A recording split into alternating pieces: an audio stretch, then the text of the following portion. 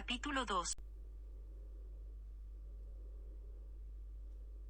Una mañana de neblina espesa y frío cortante, Canales se había levantado con el primer rayo de luz, aunque el sol apenas se insinuaba tras el manto gris del cielo.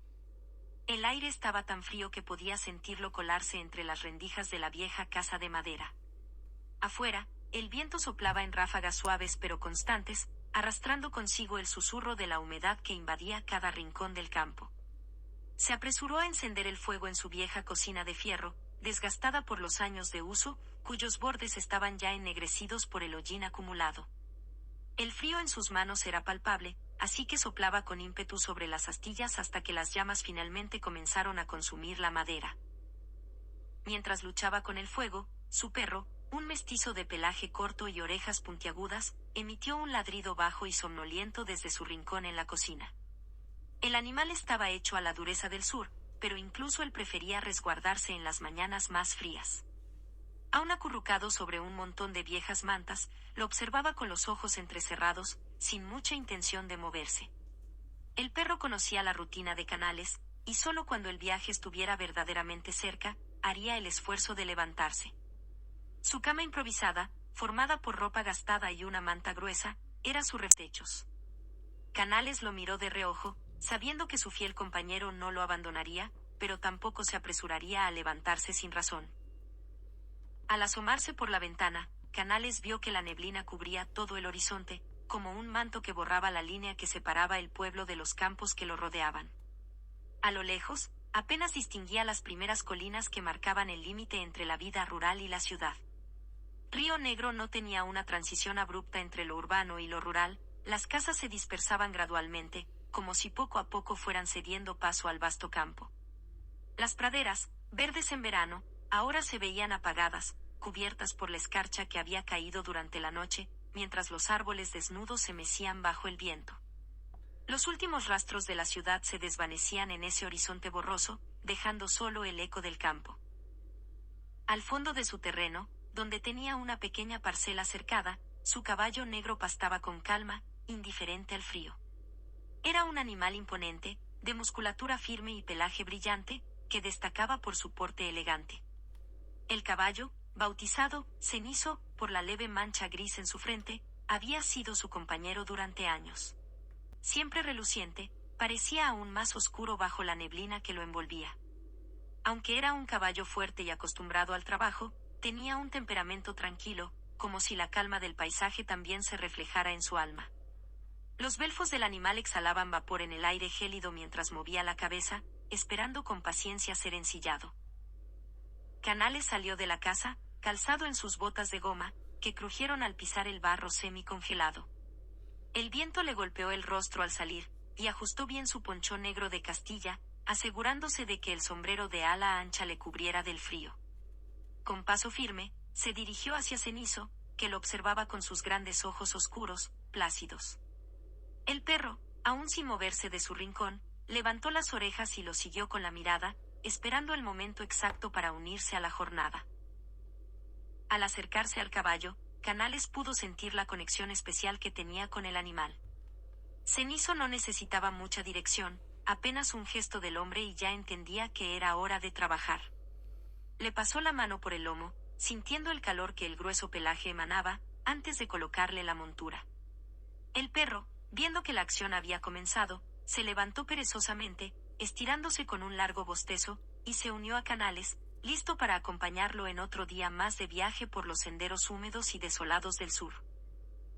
El camino que tomarían los llevaría por el límite entre el pueblo y los campos, un paisaje que Canales conocía de memoria. La transición entre las últimas casas del pueblo y los vastos terrenos de cultivo era sutil, las parcelas más cercanas a la ciudad aún tenían cercas bien mantenidas, pero cuanto más se alejaban, el paisaje se volvía más salvaje. Los caminos de tierra se convertían en senderos embarrados, flanqueados por árboles centenarios cuyos troncos se alzaban como guardianes silenciosos.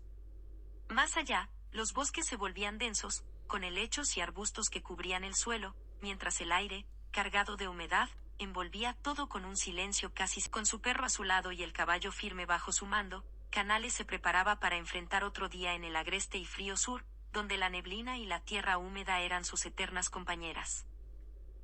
Subiendo por la larga cuesta conocida como Chapaco, Canales notaba cómo el paisaje iba cambiando a medida que avanzaba.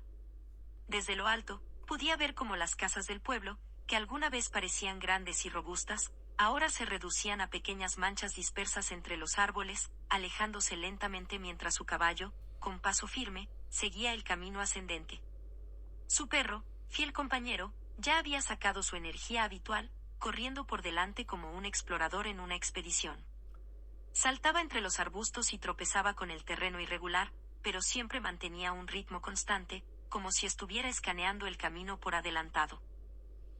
El trayecto apenas comenzaba, pero el paisaje se transformaba con cada paso.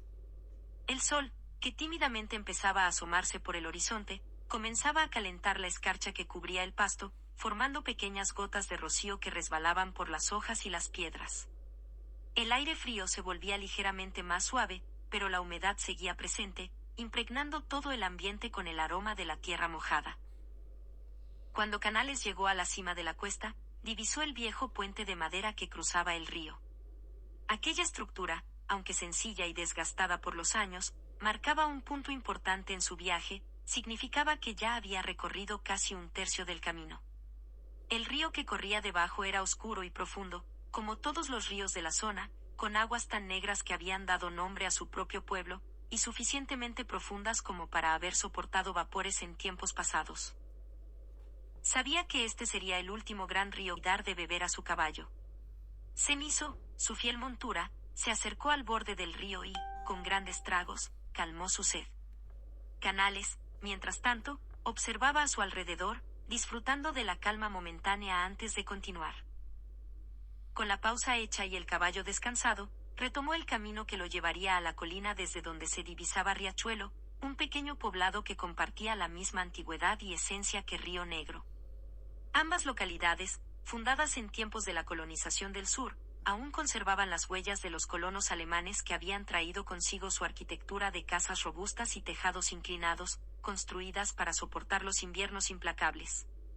Riachuelo era también el último lugar donde Canales podría abastecerse antes de adentrarse en tierras más desoladas, así que decidió detenerse en una pulpería local, un pequeño comercio que siempre estaba bien surtido de lo básico. Entró a la pulpería con paso decidido, mientras su caballo descansaba atado afuera. El lugar tenía el aroma inconfundible de pan recién horneado, y Canales no pudo evitar comprar algunas hogazas para el camino, sabiendo que, más adelante, no tendría otra oportunidad de reabastecerse. Además, el detenerse a caminar un poco le daba el descanso necesario tras estar tanto tiempo sentado en la dura montura de su caballo. A pesar de haber colocado sentir el trayecto. Con el pan en su morral, salió de la pulpería y respiró hondo. Sabía que la siguiente parte del viaje lo llevaría a través de terrenos más solitarios, y aunque conocía bien el camino a Millantue, siempre era bueno estar preparado. El perro, que hasta entonces había estado descansando a la sombra de un árbol, se incorporó de inmediato al verlo salir. Con la energía renovada, estaba listo para continuar, mientras que Canales ajustaba las riendas de Cenizo, preparándose para bajar la siguiente cuesta. El sol ya estaba un poco más alto en el cielo, derritiendo los restos de escarcha que aún quedaban en las zonas más sombrías del camino.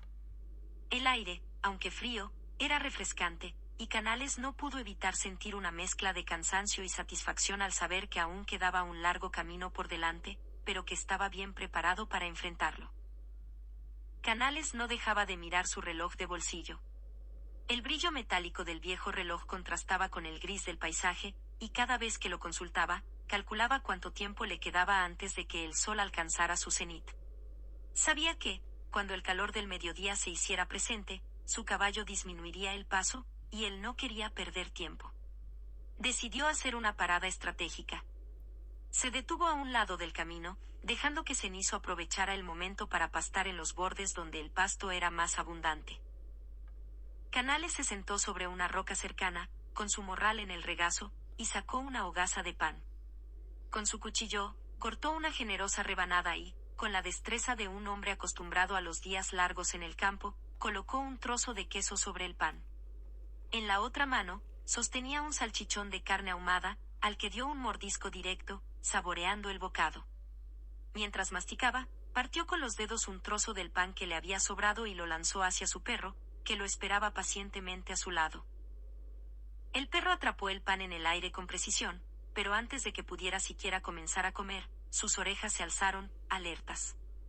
En un instante, detectó el movimiento rápido de un conejo silvestre que se había aventurado cerca del camino. Con la energía renovada, el perro salió disparado en una persecución feroz, abandonando el pan en su apuro.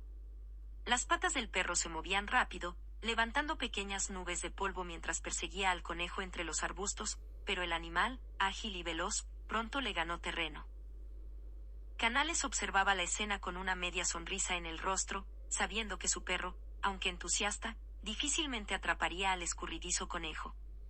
Después de unos minutos de carrera, el perro, jadeando y visiblemente cansado por la caminata y el intento fallido de caza, regresó al camino. Sin demasiada ceremonia, volvió al lugar donde había dejado el trozo de pan y lo devoró sin pensarlo dos veces, satisfecho con lo que había conseguido. Canales, habiendo terminado su comida, se estiró y volvió a montar a Cenizo.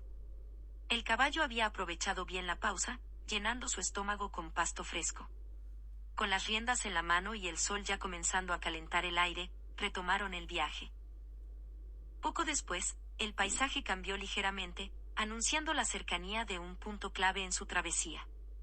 Delante de él se podía ver la bifurcación que salía del camino principal, un sendero más estrecho y menos transitado que llevaba rumbo a las minas de oro. Era allí donde se dirigía Canales.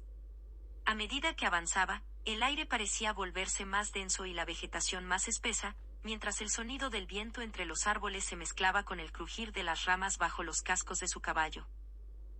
Sabía que, al tomar ese desvío, dejaría atrás las últimas huellas de civilización y se adentraría en terrenos más solitarios. Ajustó su sombrero, se acomodó bien en la montura, y con su perro trotando a su lado, continuó hacia su destino, sabiendo que el camino aún tenía sorpresas reservadas para él.